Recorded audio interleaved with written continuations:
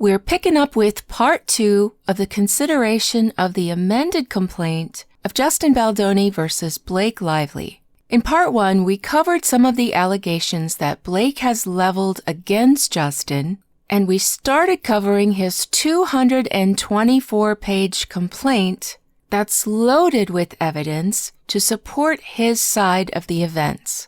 This evidence seems to contradict accusations that she's leveled both at him, his company, and the CEO of his company. And it also lays out what looks to be a plan that Blake put in place, supported by her husband Ryan Reynolds, her using her friend super celebrity Taylor Swift's name, as well as an unnamed director and her manager, as a means to bully and extort all the power away from Justin, the director of the film, onto herself. We saw long-winded texts from her to him that used this type of manipulation, the mention of Taylor Swift and her husband, to force a rewrite that she claimed was her own of a very important scene in the movie, the rooftop scene, which is where the two characters meet. After the film's completion, while promoting this film, Blake admits on several occasions that the scene was actually written by Ryan. So it really calls into question why this really long, detailed conversation about forcing him to accept her as a writer and her husband and Taylor Swift bullying him into forcing her writing scene that turns out to be Ryan's. And then Sony's reaction to dealing with the fallout of it being publicly said that someone who was not a part of this movie actually wrote some of the movie. It actually shows up in IMDb as an after credit to Ryan once this became said publicly. So was she lying when she claimed that it was her writing that she tried to force him to accept? Or was she lying when she gave credit to Ryan? We might never know. But after telling Justin that she was Khaleesi of the Game of Thrones and she had these two powerful dragons, Taylor Swift and Ryan Reynolds, she continues to seemingly extort and bully him to take control of this movie. We ended with him discussing how she started to rewrite not just her own lines, but other characters' lines, which caused huge problems and delays in the whole production. We're going to expand on that, and also this 17-point list that after months of the two of them having a seemingly very cordial relationship, that all of a sudden changes when they haven't even physically been together in months. Their last communications when they were physically in each other's presence were friendly, but in this time of absence during the strike, the only thing that happened was him telling her no when she asked to get copies of the daily film takes. Then suddenly came the 17-point letter that was a demand that things be a certain way in order for her to return to filming. The wording of this is very problematic because it seems to be filled with accusations. When Justin's production company and Sony tried to have this document reworded because of the implications, Blake refuses. And we left off going through the points that are in this 17-point document. So we're going to pick up from there. Let's get started. This is Cassidy O'Connell with the other 55%, because we don't know the half of it. What really happened that made Blake so angry? Welcome.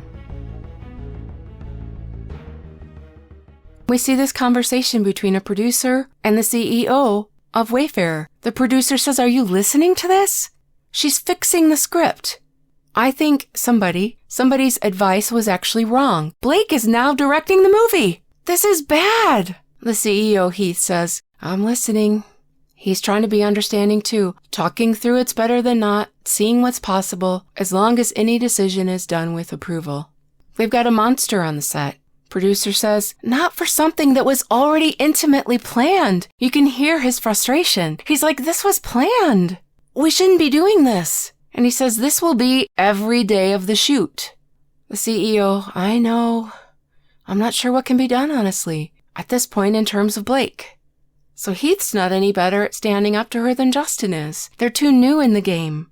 Their company's too much of a fledgling. They're being bullied on their own set. And then point 44, we have actual video proof of this one.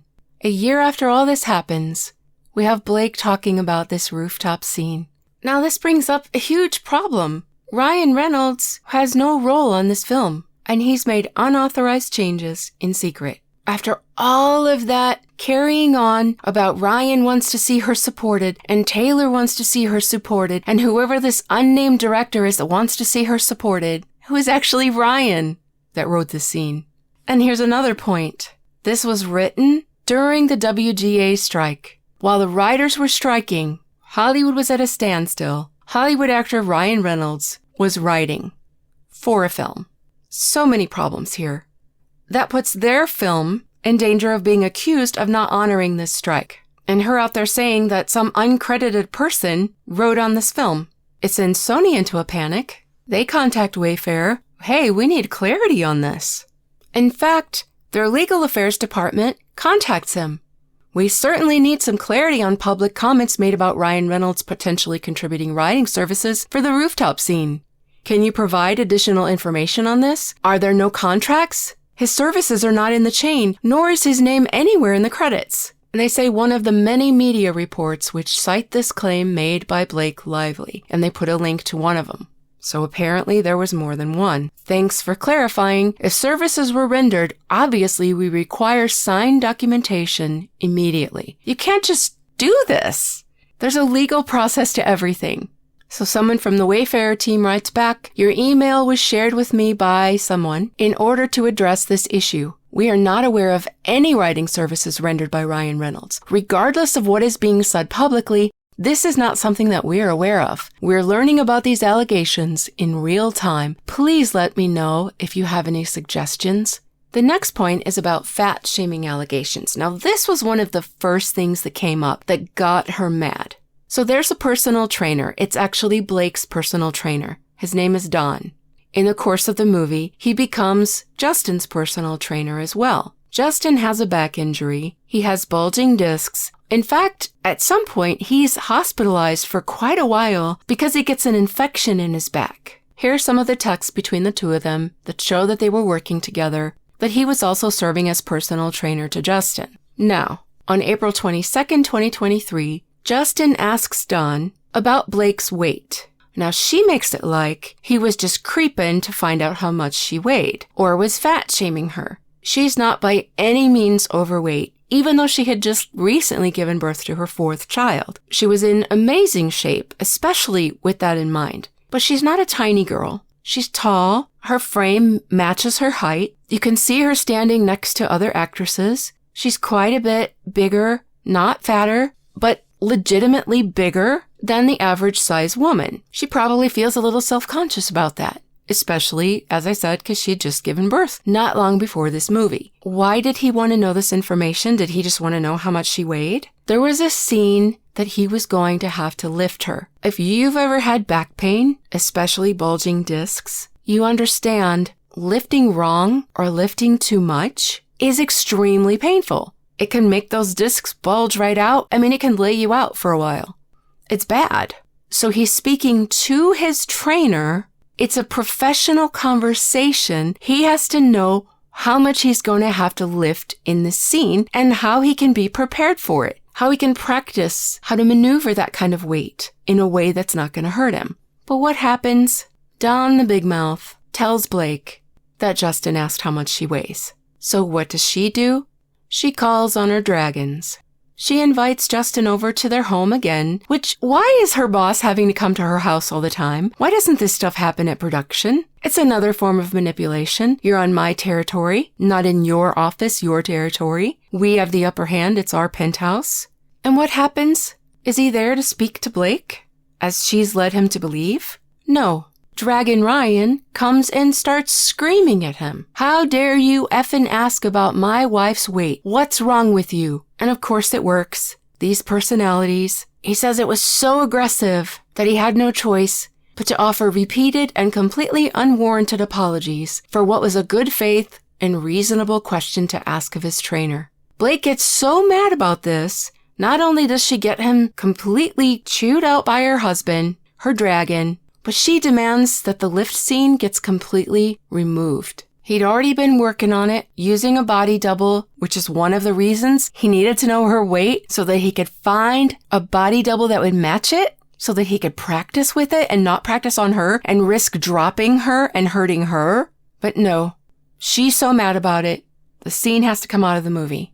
And then in her complaint that she leaked to the New York Times, she says, "Oh, he just wanted to know my weight. There was no such lifting scene in this movie." The only reason it wasn't in the film is because she demanded it be taken out. A scene that he wanted in as the director because it was important to him. And then he says she had felt insecure because she'd just recently given birth, but he had made every attempt to genuinely reassure her when she mentioned this. He says, "Anything you feel insecure about, we'll talk through and get creative together and make you comfortable. I just don't want you to stress about your body. It's the last thing you need." But when he tried to do this, she called it sexual harassment. She asked him early on, and you can see that by the date, this is February of 2023. She says it's still a ton of work with not a ton of time. It seems like she's referring to her personal training here. But she says, "What's the chance we can do body scenes at the end of the schedule?" She wanted to film everything else first, give herself that more time to continue working on it, and then do the body scenes at the end of the schedule when she, hopes that she will be in a little better shape.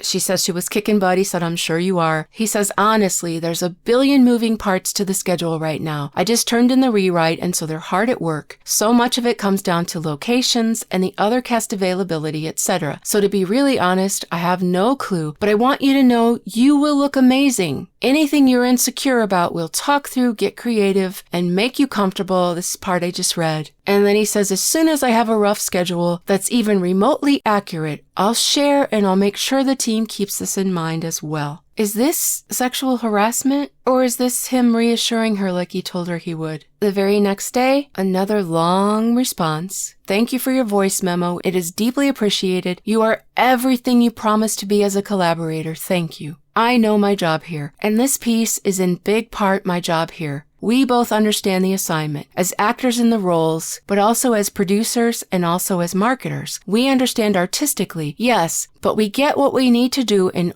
all aspects for this movie commercially. As woke as we both are and work to be, this movie requires a certain aesthetic. It's part of the job that we both excitedly signed up for. I don't shy away from it because it's not problematic. It's the assignment. Like when someone is about to start an athletic event, it's their job to be in top shape. So do you get what she's going for? She doesn't like his answer. He didn't say, "Yes, Blake, whatever you want, Blake. If you want to do this at the end of filming, we'll do it, Blake." He said, "The schedule's set. This involves other actors. This involves locations. This is all planned. I can't promise you anything." She didn't like that. So she's given them this long thing about, "It's our roles. We understand this. You're not doing this for me. You're doing this for the commerciality of the movie, the aesthetic of the movie. We both excitedly signed up for this. It's the assignment." She's basically telling him, "I have to look amazing. You have to let me film this at the end when I look amazing because it's for this movie commercially, artistically, aesthetically. You're gonna give me my way." And then she brings in that dragon. "My husband and I both look at certain roles as athletic events, and this is one of them. It's not always a part of the job, but on this one it is. And that's great." Why? Why is that part of the job? Her role isn't some kind of athlete. There's nothing about her role or her character that says she has to be perfectly toned. This is her preference. She doesn't want to make a film in the scenes where she's not fully dressed that she's not going to look amazing in. As much as I'd love to not think about it, that would be irresponsible and also impossible because it's unrealistic to not acknowledge what I need to do. This is my job here. It's my job to look hot, Justin. You have to let me do this at the end when I look hotter. And I meet my responsibilities with extreme work ethic. I look for solutions to achieve my high goals instead of lowering my goals. We all win when we're each firing at our highest capabilities, and you and I both are, and will continue to. I just need as much time as possible because I just had my fourth baby. I understand that you'll never personally know all the nuances of challenges unless you lived this physical moment in time I'm in with this physical road ahead. So having your understanding and support to help me pull this off, it's critical and very, very appreciated. Not just in my experience now, but also healing from my experiences past. So thank you. We're going to kill it and be so fit that they have to Lola us, I don't know what that means, to look less bangin'. Again, can you feel the manipulation? Because I can. Notice she also says, talking about both of them, looking bangin'. She's talking about both of their bodies here and she uses the word bangin'. If you look in the Urban Dictionary to what bangin' body means, it's someone that has a body that's very sexy. A body so sexy that you often want to bang them. You want to have sex with them. Again, just like the suppositories comment, remember these words and who said them. And she's talking about him and her, how they're going to look, and then think about her complaint about him saying that she looked sexy. And then she tells him that if he doesn't get on board with her work methods, that he has 2 weeks to recast her. My way or the highway. If you don't disrupt the entire schedule, inconvenience production, all the other cast, all of the plans you've already worked out to suit me, well, you can just replace me then. He should have. I bet he wishes he had. But how would that have looked for him? He has a reputation of being a passionate advocate for women's rights. If he had said, I can't do this, you have to go, I'll replace you. Imagine how that would have come over. Especially because she said he fat-shamed her. But can you imagine? This woman had just had a baby and he wouldn't work with her. And so he replaced her. I mean, he would have been destroyed. He really had no choice. And there's more conversation between the producer and the CEO. He says he can't let her have opinions on everything. Heath asks Blake, producer, or she's going to be co-directing this film. Yes, he means yes, Blake. Heath, yeah, we were talking about that a lot yesterday. Producer, exactly. This is why everyone's starting to lose it. We've been talking about the same thing for months. The producer has had it. Heath, yep, it's starting to get resolved. They're just too easy. Producer, no, it's not. So she's already taken control of the wardrobe. Now she's taken control of rewriting everything. And she's taken control of the schedule of filming. All three of these things affect the entire crew. But she's not done. They start filming in May after doing all this prep work for months. And we see this is May the 15th, 2023. And she tells him, this note means so much to me. I'm excited to start tomorrow, but it's only one piece of the journey. We started months ago, and I'm grateful for all we've built so far. Thank you for caring so much and for putting every bit of you into showing it. You have given so much of your time to fight for great, and that hasn't gone unappreciated or unseen for a moment. Let's do this. Then we get into more wardrobe discussion. Filming's already started by now, so this is way past her picking out the wardrobe, but she's still wanting to make choices of things she doesn't like. And how does she describe her choices? She says we'll show you both ways, but beanie is much sexier. It's the look. Feels TV without it. Especially with a crop top in the snow, it justifies the rest of the skin. And also is a girl I would check out walking down the street because it washes the effort of the rest of the look. So she describes how she looks in this outfit as much sexier. Her word. And she uses it to express how she wants to look. There's a look production has presented to her, but she's arguing, oh, but this way is much sexier. My way's much sexier. Talks about showing skin. Talks about being the kind of girl that would be checked out walking down the street. This is the look she's trying to present. This is a few days later, text between the two of them. Justin says, I'm not going to tell you that you were amazing because you teased me for being so sentimental, but you were amazing today. He doesn't say you looked amazing. Her performance was amazing today. Thank you, she says. I do appreciate it. I'm just a ball buster, but it means a lot to me. I care a great deal and always want to deliver. You were terrific. I'm proud of everything we did today, but really every day. He loves the comment and then says thank you. But again, let's look at her words. Remember, her complaint is a 17-point list. accusing him of inappropriate stuff. Now we come across something else of hers that isn't appropriate. A ball buster. Does she have balls? No. Does Justin? Yes. Is it a private part of the body? Yes. Again, I'm not judging her for saying this. This is the way some people speak. But what I'm saying is if you're going to be so squeamish about what gets said to you, but you're going to talk about suppositories, you're going to talk about balls, you're going to talk about looking sexy, bangable, looking like, people want to have sex with you. And in that one, it was referenced to him. And now this, if you're going to be out there talking like this, what right do you have to complain about someone else speaking that way? Now, the very next month, June 2nd, 2023, now by the complaint, this happens after the supposed harassment and uncomfortable situations had occurred. Yet if you go back to the texts of that time, they needed to work out some lines. She texts him, I'm just pumping, referring to breast milk because she was breastfeeding the child at the time. I'm just pumping milk in my trailer. If you want to work out our lines, what does this sound like to you? In her accusation, she said that Justin and Heath would both come in when she was breastfeeding into her trailer. Isn't she inviting him to come in there to work out their lines while she's pumping her breast milk? And then it tells, and there are many witnesses to this, that she freely breastfed in front of him during meetings. Sometimes her husband was there. The baby's nurse would come in during the middle of a meeting with her hungry baby, and she would breastfeed openly and without hesitation. So how are you going to, in a meeting, breastfeed, and then say, they came in my trailer when I was breastfeeding? And the thing is, this earlier conversation, I've seen it in the original complaint. When she invites him to come and read lines with her, he doesn't say, oh, I'm coming. He tells her he's eating, and he'll come after. Does that sound like a guy who's in a rush to get a peek at her boobies? And then she claims that he would just come in unannounced, uninvited. But in that conversation, he obviously doesn't just walk in because you see a text where he goes, I'm here. So he's standing outside her trailer, letting her know he's there so she can get decent and she can ask him to come in. She doesn't see the message right away, so he stays out there until she finally texts and says, oh, I just saw this. He didn't barge in. He says that during the time she would breastfeed, he would avert his eyes or keep eye contact or just look away.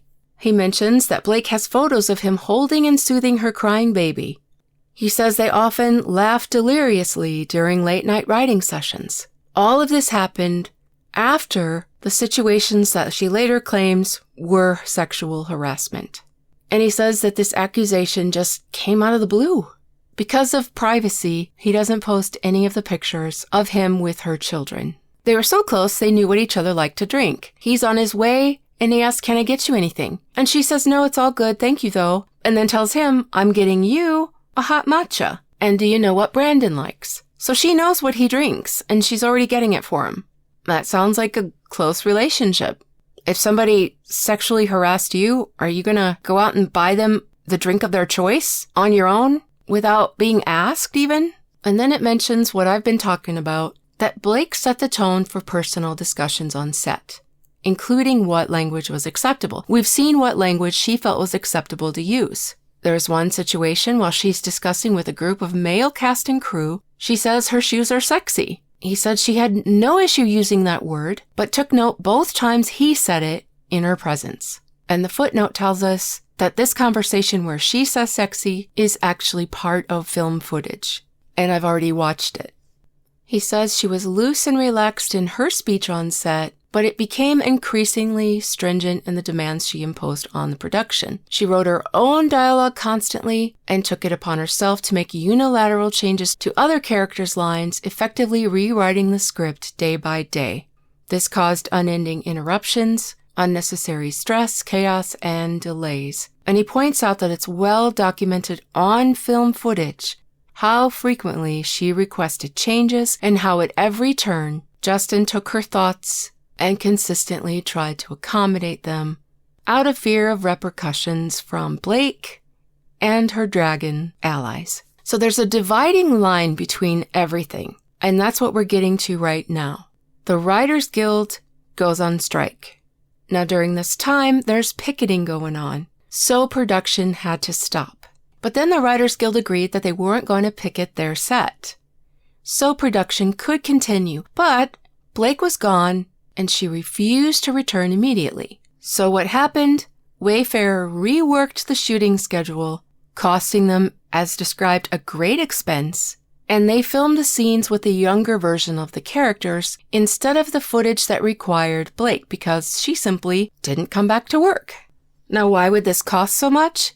Because if they hadn't planned on filming the scenes with the younger ones and were continuing to film with Blake and Justin, the sets are completely different and the locations are completely different. If you see the movie, Justin has this very modern apartment. I don't know if it's a set or if they filmed on some location. And then the kids are filmed in a completely different looking house. Some scenes are filmed outside. With the adults, there's a restaurant and then her flower shop. So when you're talking about different sets and different locations, that's the reason a film schedule is made. When will this location be available? When will this set be finished? When can we tear down that set?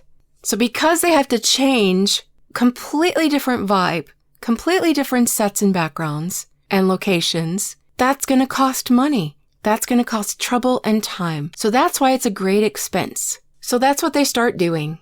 And then after this is the SAG-AFTRA strike. So now there's no production, there's no filming. So what does he do? He starts to edit the footage that he's already got. Then he finally hears from Blake and she's excited about returning to shoot in the fall. Makes no mention of any discomfort or harassment, nothing. And then everything changes after that strike. What happened in the meantime that made things go bitter?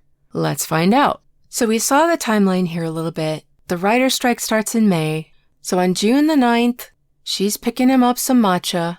Then June 14th, production on the film gets halted. And on June 27th, production gets shut down completely. So 4 days after she buys him his matcha, what happens? And it starts the same as always, with love bombing and tons of flattery when you know she's going to turn around and ask for something. Hey, would you mind giving me access to dailies? And I'm curious which takes you liked of the scenes you showed somebody. My manager, somebody, flew out to visit set and leaves tomorrow a.m. He heard all about it from this mystery person, and I'd love to show him. I appreciate you may be too slammed right now to make this happen, but maybe someone else can facilitate? Thanks so much. Manipulation again. Let's talk about what this all means. But first of all, manipulation, look at who she's putting on it. My manager. My manager heard all about this and I want to show him. So again, she doesn't come in this just with herself. She's got another dragon, right? But what is she asking him for? Access to dailies. Dailies are the entire filming for each specific day. So every day they film different parts of the movie. It's all the takes. You've seen how they take multiple takes. There's multiple angles. They'll try it one way, try it a different way. And then they go through these and choose what they think turns out to be the best take. And that's what dailies are. Now she's asking for these. These belong to the director. Actors and actresses are never given access to dailies. Never. This is the director's work and exclusively the director's work. And she knows that she's not new to the business. Her parents are in the business. Her husband's in the business. She knows this. But her manager's probably some big name, no doubt. And so she's name dropping again to get her way. And I know you're busy, but isn't there someone else that can facilitate? She's already prepared for if he says he's too busy. Now this is June 13th, like I said. So Justin and his company and another producer on the film strategize about how to respond to her, because this has become the common practice. How do we deal with this monster on our set without backlash? So what he does for the first request is he throws some things together for her just to kind of appease her. But that's not good enough for her. Now we're in July, when she's refusing to come back to work, and now this big strike is going on. She says, "Hey, I hope you and your family are well. I watched the selects you sent. So great. I was so happy and energized. Such solid work from everyone on and off camera. It was really cool to see. We were working so quickly, there was never the time to look back. So it was nice to revisit from an audience's perspective. There's the little pats on the head. There's the little reward for giving her what she asked for. Now, please let me know who to reach out to get access to the full gallery of dailies. I'm so looking forward to seeing all we have in the can. And of course, any scenes you've cut together, I'd love to see. Hope you're having a good summer. And hopefully a good edit. Will your assembly be done soon? Because remember, during the SAG-AFTRA strike, they couldn't do any production, so he started editing. And so she knows he's editing, and so she's got to get her hands in there. Now Justin's like, what do I do? So he forwards her text to the producer and asks for his thoughts. The producer says, I'd say no, but check her contract first, LOL. Another producer says, I was waiting for this person to respond first. It's an absolute no for me as well. Respectfully.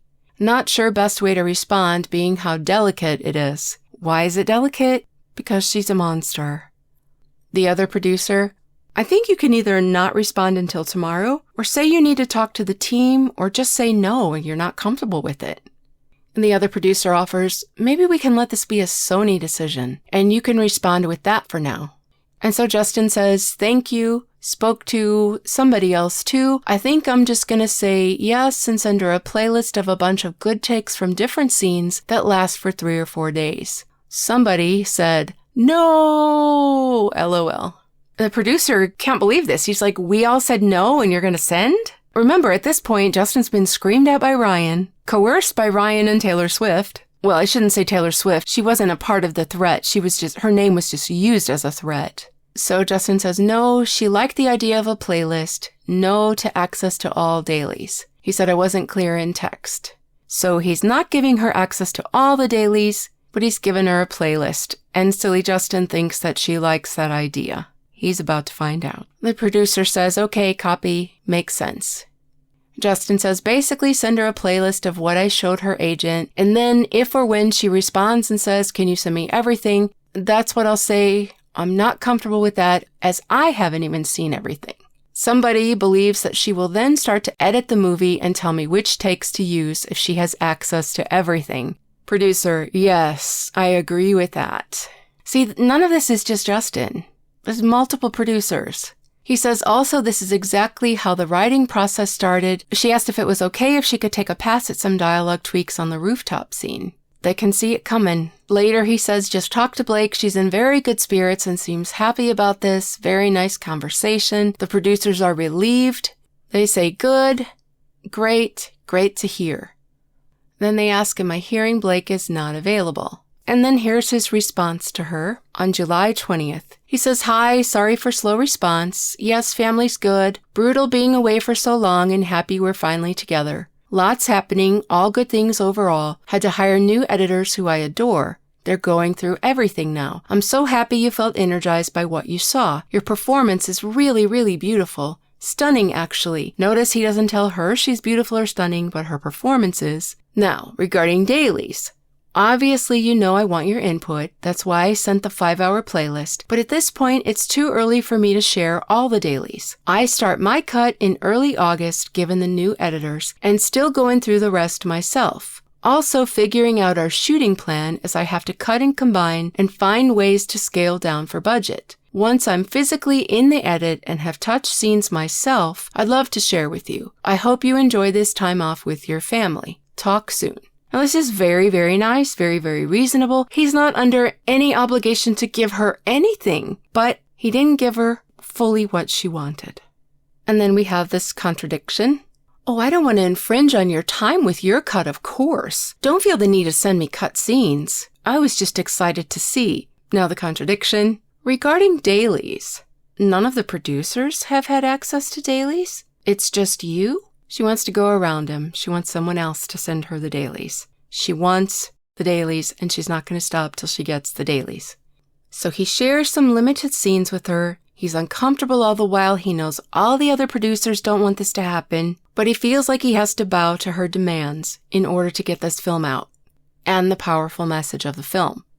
But it gets to a point where he has to put his foot down, and he sends her one final scene and tells her he won't be sending any more cuts until he finishes his editorial process. He says, sorry, back-to-back meetings, all good, love the excitement, and I'm excited to show you when the time is right. No, not just me. And then someone he names, and Jamie, that's Heath, have access to dailies, but not assemblies or cuts.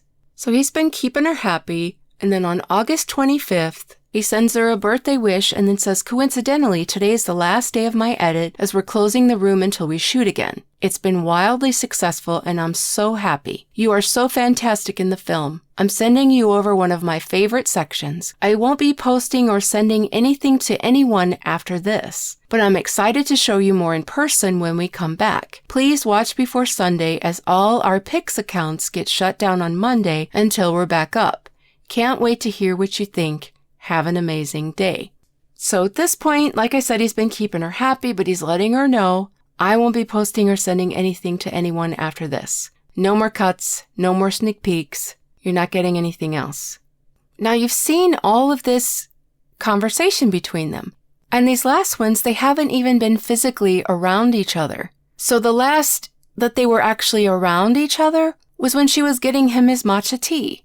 And everything was friendly and wonderful, and all these nice messages in the meantime. But like I said, they haven't been physically around each other at all in this time. But now in August, he has said he's not sending her anything else. So the big strike ends on November 9th, and he's let everyone know that once the strike's over, they're going to hit the ground running because they've lost all this precious time.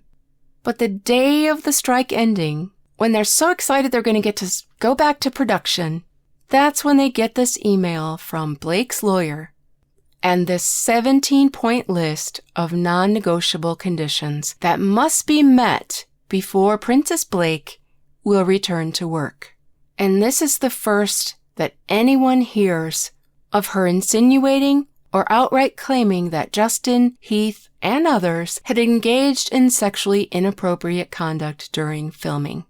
So everything was sweet between them until he told her she would not have any access to the dailies till he's finished with his cut. She got told no. So here's from her lawyer, writing to address how to handle the return to the set. They say that the experience of shooting has been deeply concerning on many levels, and the complaints of our client, Blake, and others, and these others have never been identified, no proof of any of this, have been repeatedly conveyed and well documented throughout pre-production and photography. While we reserve all legal rights, at this stage our client is willing to forego a more formal HR process in favor of everyone returning to work and finishing the film as long as the set is safe moving forward. In order for our client to feel safe returning to the production, we're attaching a list of protections that will need to be guaranteed and observed by the film's producers. If the production is unwilling to accept or uphold these protections, our client is prepared to pursue her full legal rights and remedies. This letter is not intended to constitute a full statement of all facts and circumstances relating to this matter. It is not intended to be, nor should it be construed as, a waiver, release, or relinquishment of any of our client's rights or remedies, legal or equitable, all of which are hereby expressly reserved. In other words, she can still sue you. So they get this document, and the way it's worded, they all object to, both Wayfair and Sony. So they want to change the wording in it because they feel like it's inaccurate, but Blake does not budge. They say it's not open for negotiation. These are the terms. You have to sign and agree to this before she'll come back to work. At this point, they've already filmed a lot of the movie. If they have to recast her and start over, it's going to be disastrous. Not only that, obviously they see she's made some accusations. They're scared to just let her go because who knows what she's going to do with these accusations. Little did they know she was going to do it anyway. Then they sent 3 more clarifications where she says this doesn't just apply to me. This applies to my body double and my younger character. It applies to future filming and footage that's already been shot. So he sent her some clips, some sections of the movie. And now this is just my opinion of what possibly could have happened. For one, I think him telling her no when she wants to do the editing, I think is her issue. And I think possibly some of the intimate scenes were in the sections that were sent, and her husband saw them, saw his wife in these situations with another man, and didn't like it. Just a thought in my head, because this sudden change makes no sense. So this next part of the document is going to cover these 17 points and why they say they're distorted and downright fictional. One of her points was about an intimacy coordinator. Now, the issue Team Justin has is not about having an intimacy coordinator, because guess what? They hired one. What they take exception to is the way this request insinuates that there wasn't one. Because, and this is documented, 2 months before filming began, Justin met with the intimacy coordinator. Blake knew about this. He informed her in writing. That's a piece of evidence. They also have documentation that on April 6th, Blake's attorney was aware. There's documentation on May 8th, emails between her and Wayfarer's attorney, within which Wayfarer provides her the intimacy coordinator-approved nudity rider, followed by written confirmation of said approval. So this is something that a lot of actors and actresses have. It's basically legally what they will agree as far as any nudity in their role. Now, in addition to that, this is Blake's counsel, and they're asking, do you have written approval from the intimacy coordinator for the exhibit that you can share? Wayfarer's counsel responds, confirmation attached here. Let me know if you need anything else at the moment. This was all taken care of before filming even started. Now, importantly, an intimacy coordinator is not a rule. You don't have to have it. It's recommended, but you don't have to have it. But Justin was eager to have one because he wanted to make sure that everyone, including himself, felt safe. He also made sure that the intimacy coordinator was a woman. He used the expression that he wanted it to be written from the female gaze. And this is something that Blake later mocks in her complaint and in interviews. So they find this request baffling because it was something that they already had. They didn't need to be told to have this. But they signed this agreement, and so Blake later uses this to falsely suggest that this was them acknowledging that they didn't have an intimacy coordinator. Now, point 2 was about limiting review of intimate scene footage to those with essential business reasons. So closing off the set during the filming of these, and only the necessary personnel should be available for these. And the thing about this is that this was always adhered to in the first place. Also, no intimacy scenes were even shot prior to the November 9th return to production demands. So under no circumstance did she shoot intimate scenes without a nudity rider. There was one simulated nude scene that was filmed prior to the strike break, and it was a scene that Blake herself wrote. She knew of it in advance. She directed the action for it because she wrote it, and she never requested a nudity rider or intimacy coordinator for that scene. Now, in her complaint, she talks about, and I've read this, she talks about the birthing scene. And she said that she was mostly nude with her legs wide in stirrups with only a small piece of fabric covering her genitalia, and that there were non-essential people present. He says that this allegation is knowingly false. To begin with, her top is covered by a hospital gown. Secondly, she's wearing a pregnancy suit. And underneath the pregnancy suit, she's wearing black briefs. There's not a little piece of fabric on her genitalia. She's wearing underwear with the pregnancy suit over it and a hospital gown. Not only that, she was heavily involved in rewriting the birthing scene and gave creative input for the specific scene against the director's creative vision. Again, it was her scene, and she absolutely lied about how this scene took place. She also had described the scene as chaotic. She said there were people watching her that didn't belong on the set, including the film's financier. Justin says he had no desire to watch her nude, but he wasn't there during the filming. He stopped by later for a brief moment. And when he stopped by, the scene they were filming was of her speaking to her OBGYN doctor, and she was fully clothed for that scene. Point 3, she says no spontaneous improvisation of scenes involving physical touching, simulated sex or nudity, which must be choreographed with intimacy coordinator. Now, this is the part where they talk about how she refused to meet with the intimacy coordinator to plan out the scenes. So Justin had to meet with the intimacy coordinator by himself. and then relay the suggestions to Blake later, who would rewrite them. And like so many other things, these meetings took place at Blake's home, with Ryan present, which he found to be very unconventional and very uncomfortable. And then we see this text where he tells her, just hired intimacy coordinator who I love. Will set you up to meet or FaceTime with her next week for intro. She says, I feel good. I can meet her when we start. Thank you, though. Justin's concerned about this. So he tells the female producer, FYI, just wanted to let you know about this. Seems she doesn't want to meet intimacy coordinator until we start, which may mess up the workflow, but I can still meet with her, of course. And the female producer says that's fine if she doesn't want to meet her now. You'll just have to walk her through what you and the coordinator are thinking.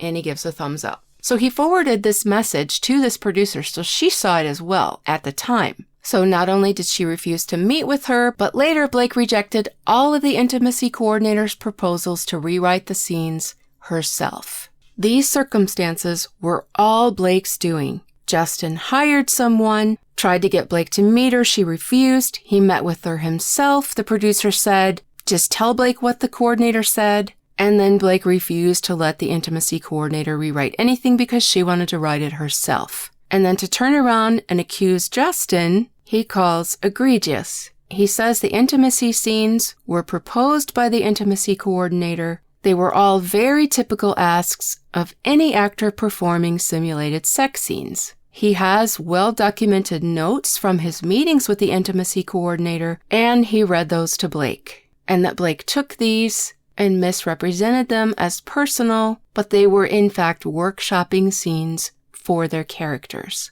Another thing she alleged was that he added graphic content, including a scene where Blake was to orgasm on camera. When Justin read her the notes from the intimacy coordinator, including the suggestion that she do this, which was similar to what was in the book, Blake said, oh no, I'm too old for that, and offered another suggestion. The suggestion was also from the meeting with the intimacy coordinator, and then they moved on, didn't talk about it again. And then we get to the point I mentioned earlier, that's called the romance montage, and this was them on a date slow dancing. Now this scene, Justin was directing. He wanted it to look a certain way. It wasn't just him, it was the film's assistant director. But she just wanted to keep talking. In an effort to get her to stop talking, he tells her about he and his wife just like to look into each other's eyes silently, to which she says, like sociopaths, and laughs. This was insulting to him and his wife, but he laughed it off, and she kept arguing and directing him for the scene. Now, this is that scene I told you to look up and watch. It's kind of long, so I'm not showing it here. But you can hear her telling him what to do, instead of taking direction from her director. Another producer's getting so irritated that she won't shut up, and they can't capture the shot. He tells Justin to get her to stop.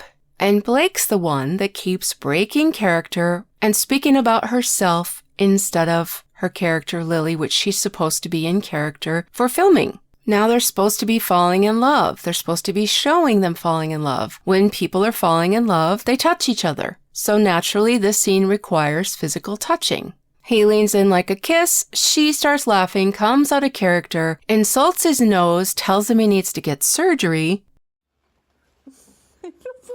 I know.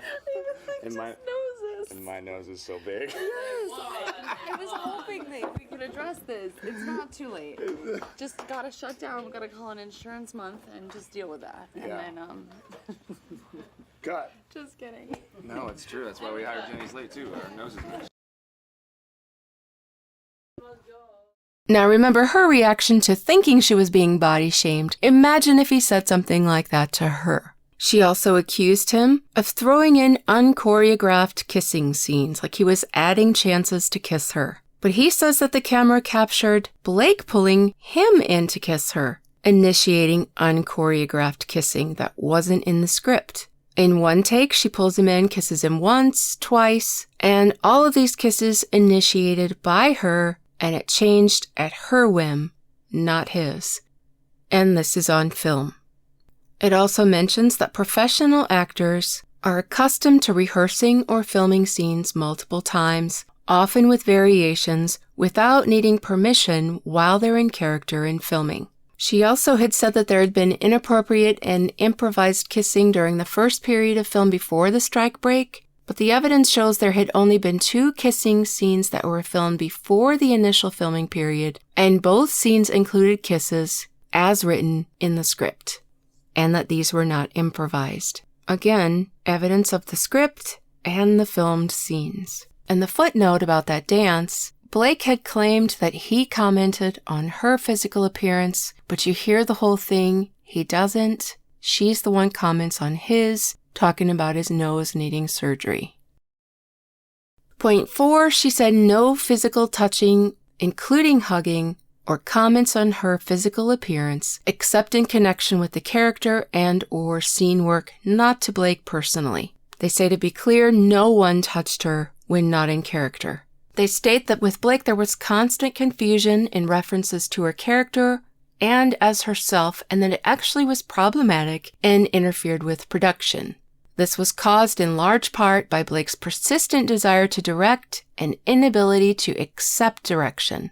And one of the accusations, and this is kind of funny if this is true, where she claimed that he called her sexy or hot, there was actually a scene where everyone was wearing onesies, and Blake was covering hers with a big coat. Justin, as her director, asked her to take off the big coat so that her onesie would be visible in the scene. He said it will be hot. What did he mean? Because where they were going to film was a small bar with no air conditioning and 90 degrees. And if she went in there with her big heavy coat on, it would be hot. He didn't mean her. And this whole scene is filmed. And then later he refers to the onesie as being sexy, but said he didn't see anything wrong with it because Blake had already said she wanted her character's wardrobe to be sexier. She had used expressions like this, so he didn't feel like he was stepping out of line. And when she seemed to take it personally, he realized she was offended, apologized more than once, and the filming went on. Now again, we won't know for sure about these things until all of the evidence is shown, but some of these videos have already been released where we could watch them, or the messages have already been released where we could read them. So far any of these accusations, the evidence at this point anyway, seems to be contrary with these complaints. I'm not saying nothing happened. If something does come up and there's evidence that it did, naturally it should be dealt with. But according to all of these so far, it doesn't seem to be looking that way. Point 5, she says no discussion of personal experiences with sex or nudity, including as it relates to conduct with spouses or others. He said this made him feel very confused because he thought they had this really good relationship. Nothing about their time together had made him think that she was ever uncomfortable. He says he signed it knowing no such instances had occurred. In another situation, when Justin read out the proposal from the intimacy coordinator, it was a situation that Blake wasn't happy about. She turned it personal by saying, "I'd be mortified if that happened to me," rather than staying in character. After she expressed her personalization, he made his remark saying that that's been some of the most beautiful moments between my wife and I, and then they moved on. He had no idea she was upset by that. He said she's the one who opened it up to personalization of the characters. And it happened again when Blake said, "I don't want it to look like porn," and then personalized it again by saying that she had never seen porn in her life, to which he responded, "That's wonderful because unfortunately, he was first exposed to it when he was 10, struggled with a porn addiction for a period of his life." He goes on to say that he's written openly about this, addressing it as a societal problem. In his opinion, he says it can't be characterized as inappropriate, especially after opening the door to discussion by disclosing something personal. But another allegation she made was against Heath. She claimed that he showed her porn of his wife. But this says that actually what happened is they were talking about filming the birthing scene. They had a certain way they wanted it to go, and Heath felt his wife's birth experience was beautiful and wanted to share. When he mentioned it, Blake said she was eating, but she would look at it later. The reason was that their birth was very different than usual traditional births. It was a water birth, and it was a home birth. So the picture that I've seen is the two of them in the tub holding the baby. Their bodies are underwater. You don't see anything inappropriate. There's no way it could be mistaken for porn. But that point makes it look like they were there talking about having sex with their wives and showing porn of their wives.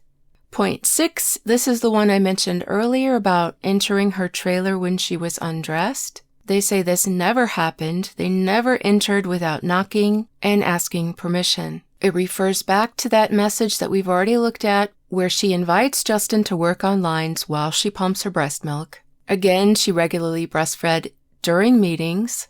And there was one time where she invited Heath into her trailer for a meeting, and she was having makeup removed from her collarbone. Her nanny was there, the makeup artist, and an assistant were also present. She was not topless, as the claim says, and it continues that her suggestion that not one but 2 professional and conscientious men barged into her trailer several times or attempted to enter or pressured her to allow them to enter offends not only their long-established integrity, but the sanctity of their vows to their wives and their dedication to their children and families. They say that she's aware that both men are incredibly supportive and respectful of motherhood, that Heath's wife is a vocal advocate for postpartum mothers, and that Justin's wife co-founded a company that designed a breastfeeding garment whose prototype originated with his own mother when he was an infant, and that Justin had even gifted one to Blake. And that this information is indicative of the nature of their relationship with and respect for women,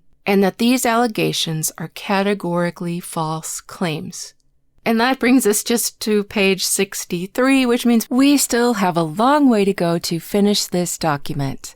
But like I said, I really want to go through this entire document and not just grab the more salacious things out of it in order to give everyone a full picture of the events as he relates them.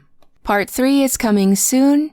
Till then, this is Cassidy O'Connell saying stay well and stay tuned.